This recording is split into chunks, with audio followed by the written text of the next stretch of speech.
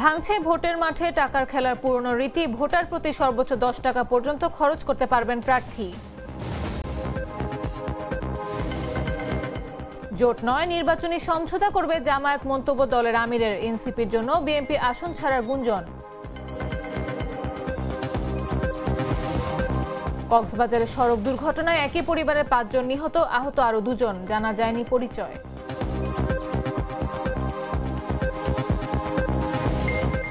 তিন নির্বাচনে ডেমোক্রেটদের বিপুল জয়। প্রথম মুসলিম মেয়র নির্বাচিত হলেন জোহরান মামদানি। প্রথম পরীক্ষায় হারলেন ট্রাম্প। এবং বোর্ডে পদত্যাগপত্র জমা। আসন্ন আয়ারল্যান্ড সিরিজের পরই জাতীয় দলের কোচের পদ ছাড়ছেন মোহাম্মদ সালাউদ্দিন।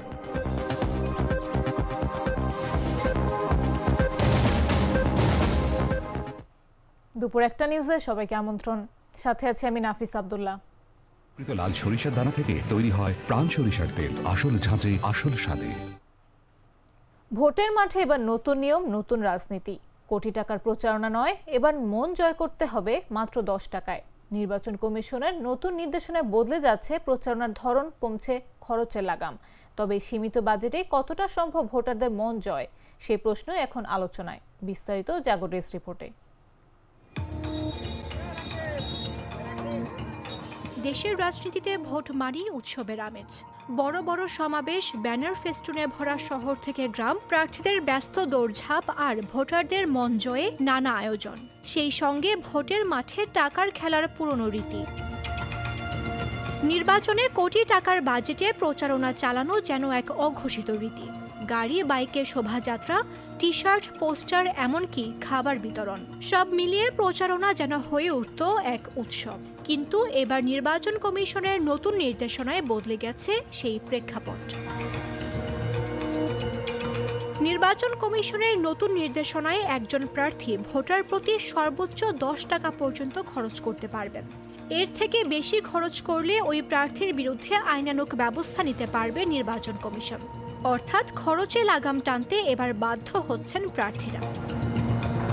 আসন্ন ত্রয়োদশ জাতীয় সংসদ নির্বাচনে এমন বিধান রেখেই গণপ্রতিনিধিত্ব আদেশ সংশোধন অধ্যাদেশ 2025 জারি করেছে সরকার। নির্বাচনী ব্যয়ের ক্ষেত্রে রাজনৈতিক দলকে যুক্ত করে পরিমার্জন করা হয়েছে। অনুদান হিসেবে পাওয়া অর্থের তালিকা বিস্তারিত ও সুস্পষ্ট করে ওয়েবসাইটে প্রকাশের বিধান যুক্ত করা হয়েছে। ভোটের মাঠে তাই এখন নতুন সমীকরণ, সীমিত বাজেটে মন জেতার লড়াই।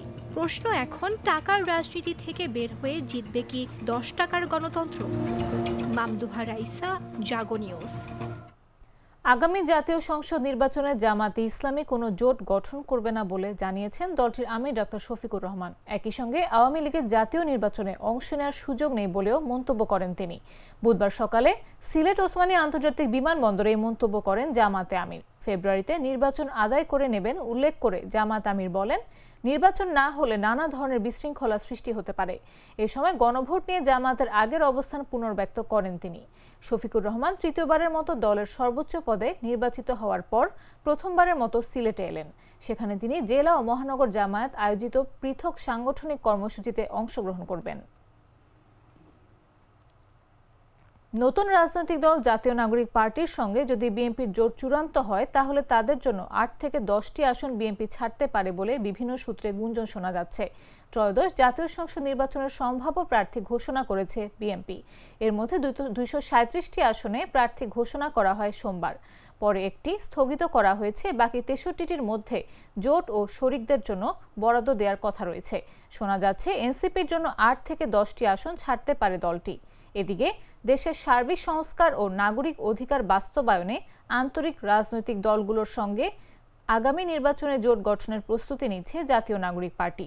এক্ষেত্রে তারা জুলাই জাতীয় সনদ বাস্তবায়নের মাধ্যমে সংস্কারে আগ্রহী দলগুলোর সঙ্গে জোট গঠনের পরিকল্পনা করছে। একই লক্ষ্যে বিএনপির সঙ্গে তাদের কথা চলছে। কক্সবাজার চট্টগ্রাম মহাসড়কের চকরিয়ায় চট্টগ্রামমুখী যাত্রীবাহী মার্সা বাস ও কক্সবাজারমুখী একটি মাইক্রোবাসের সংঘর্ষে 5 জন নিহত হয়েছেন, আহত হয়েছেন আরও 2 জন। বুধবার সকাল 9টার দিকে চকরিয়ার ফাঁসিয়াখালী হাঁসের দিঘি সেনা ক্যাম্পের দক্ষিণে এই দুর্ঘটনা ঘটে। হতাহতরা সবাই একই পরিবারের সদস্য, তবে তাৎক্ষণিকভাবে তাদের পরিচয় জানা যায়নি। নিহতদের মাঝে 4 নারী ও একজন শিশু রয়েছে। মালুমঘাট হাইওয়ে থানার ওসি মেহেদি হাসান বিষয়টি নিশ্চিত করেছেন। সেনাবাহিনী ও স্থানীয়রা আহতদের উদ্ধার করে চকরিয়ার বিভিন্ন হাসপাতালে পাঠিয়েছেন। রোজকার সাধারণ খাবার এখন হবে অসাধারণ। প্রাণ স্বাদের মশলা, স্বাদ বাড়ায়, ঘ্রাণ ছড়ায়। লিবিয়ায় বাংলাদেশি শ্রমিকদের অপহরণ করে নির্যাতন ও মুক্তিপণ আদায়ের ঘটনায় খন্দকার রিফাত হোসেন নামে এক যুবককে গ্রেফতার করেছে পুলিশ ব্যুরো ইনভেস্টিগেশন। মঙ্গলবার বিকেলে তাকে লক্ষ্মীপুরের চন্দ্রগঞ্জ সিনিয়র জুডিশিয়াল ম্যাজিস্ট্রেট আদালতে সোপর্দ করা হয়। এরপর আদালত তাকে কারাগারে পাঠানোর নির্দেশ দিয়েছেন। এর আগে সোমবার সন্ধ্যায় তাকে ঢাকার সূত্রাপুর থানার বেগমগঞ্জ লেন এলাকা থেকে গ্রেফতার করা হয়। পিবিআই সূত্র জানায়, নির্যাতন ও মুক্তিপণ আদায়ের ঘটনায় 2024 সালের 7 মার্চ লক্ষ্মীপুর জেলা আদালতে মামলা হয়। ওই মামলায় তাকে গ্রেফতার দেখানো হয়েছে। গ্রেফতার রিফাত টাঙ্গাইলের বাসাইল থানার খন্দকার রমজানের ছেলে। লিবিয়াতে তিনি একটি চক্রের হয়ে কাজ করতেন বলে অভিযোগ রয়েছে।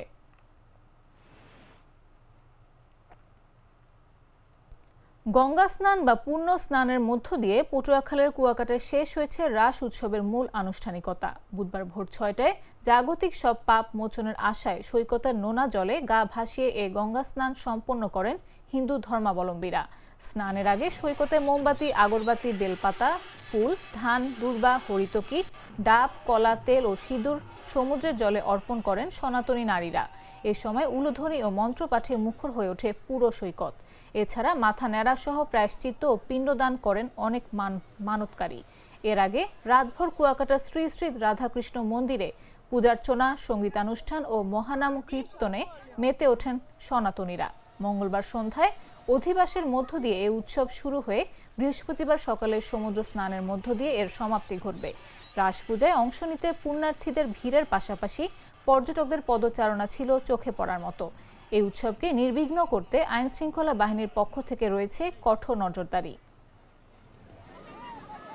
ফ্যামিলি নিয়ে সবাই নিয়ে আসছি, খুব ভালো লাগতেছে।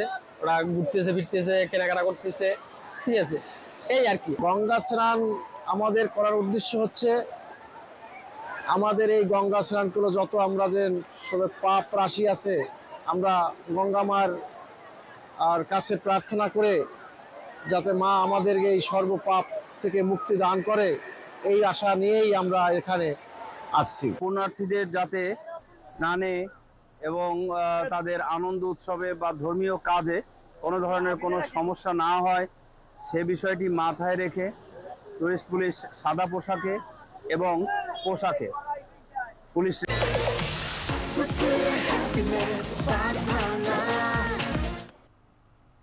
জানাবো আন্তর্জাতিক সংবাদ।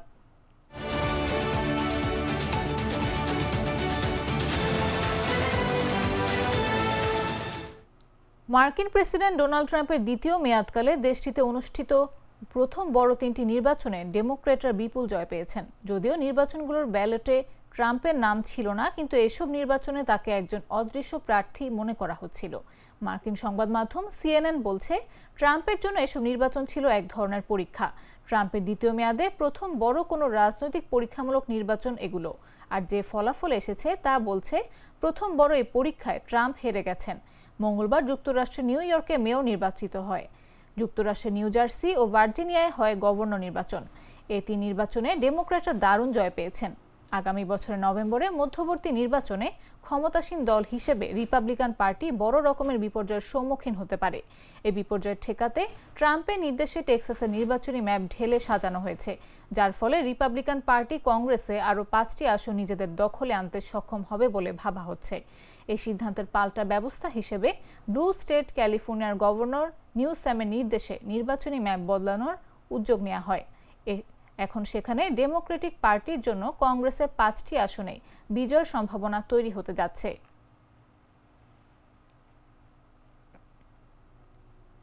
নিউ ইয়র্ক সিটির মেয়র নির্বাচনে জয় পেয়েছেন ডেমোক্র্যাট সমর্থিত প্রার্থী জোহরান মামদানি।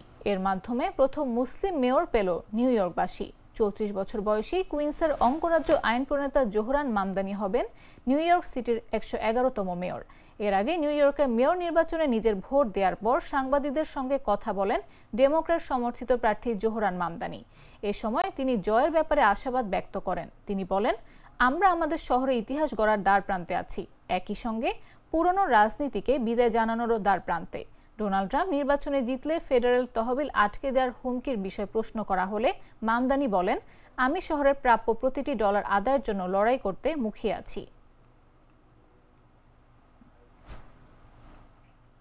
চলতি বছরের সবচেয়ে বড় উজ্জ্বল চাঁদ বা সুপারমুন দেখা যাবে বুধবার। বছরে 3টি পরপর সুপারমুনের মধ্যে এটি দ্বিতীয়।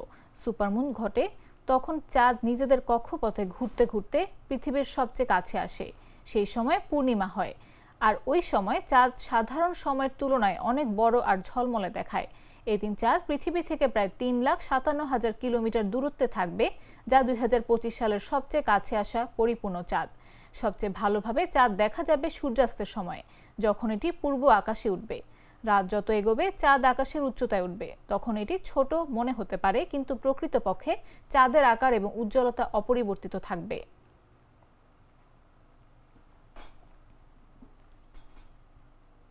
এবারে খেলার খবর।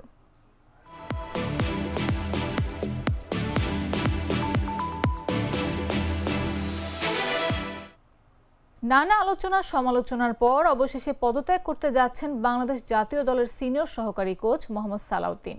আসন্ন আয়ারল্যান্ড সিরিজের পরই পদ ছাড়তে যাচ্ছেন তিনি। বিসিবির সঙ্গে 2027 বিশ্বকাপ পর্যন্ত চুক্তি থাকলেও ব্যক্তিগত কারণ দেখিয়ে দায়িত্ব থেকে সরে দাঁড়ানোর সিদ্ধান্ত নিয়েছেন দেশের স্থানীয় কোচ। তিনি ইতোমধ্যে বোর্ডে পদত্যাগপত্র জমা দিয়েছেন বলে সূত্রে জানা গেছে। মঙ্গলবার ক্রিকবাসকে সালাউদ্দিন নিজেই বিষয়টি নিশ্চিত করেছেন। গেল বছর 5 নভেম্বর বিসিবিতে যোগ দেন সালাউদ্দিন। ডেভিড হেম্পের সঙ্গে সম্পর্কে ছিন্ন করার পর থেকে বাংলাদেশ দলের ব্যাটিং ইউনিটের দায়িত্ব পালন করে আসছিলেন তিনি। তবে সাম্প্রতিক সময়ে ব্যাটারদের ব্যর্থতার কারণে সমালোচনার মুখে পড়েছিলেন এই অভিজ্ঞ কোচ। এই অবস্থায় আসন্ন আয়ারল্যান্ড সিরিজের জন্য বিসিবি নতুন করে মোহাম্মদ আশরাফুলকে জাতীয় দলের ব্যাটিং কোচ হিসেবে নিয়োগ দিয়েছে।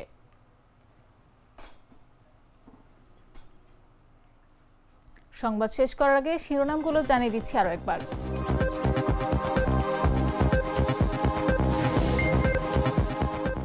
ভাঙছে ভোটের মাঠে টাকার খেলার পুরনো রীতি, ভোটার প্রতি সর্বোচ্চ 10 টাকা পর্যন্ত খরচ করতে পারবেন প্রার্থী। জোট নয়, নির্বাচনী সমঝোতা করবে জামাত, মন্তব্য দলের আমিরের। এনসিপির জন্য বিএনপির আসন ছাড়ার গুঞ্জন। কক্সবাজারের সড়ক দুর্ঘটনায় একই পরিবারের 5 জন নিহত, আহত আরো 2 জন, জানা যায়নি পরিচয়।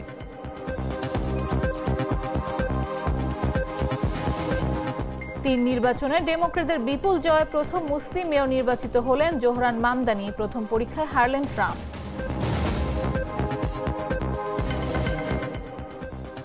এবং বোর্ডে পদত্যাগপত্র জমা, আসন্ন আয়ারল্যান্ড সিরিজের পরই জাতীয় দলের কোচের পদ ছাড়ছেন মোহাম্মদ সালাউদ্দিন।